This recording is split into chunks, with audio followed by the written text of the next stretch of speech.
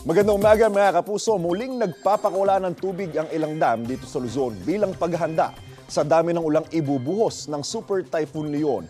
Sa latest monitoring ng Pag-asa, tig-isang gate po ang nakabukas sa Magat Reservoir ng Isabela at Ambuklao at Binga naman sa Benguet.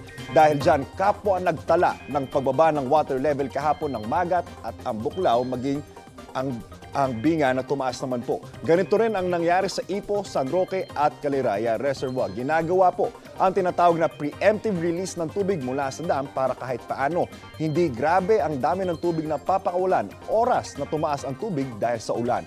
Paraan po yan para maiwasan ang pag-apaw naman ng mga ilog. Samantala mga kapuso, tumaas naman po ang antas ng tubig sa Angat, Lamesa at Pantabangan Reservoir. Paalala mga kapuso, stay safe and stay updated. Ako po si Anjo Pertiera. Know the weather before you go. Para mag-safe lagi, mga kapuso.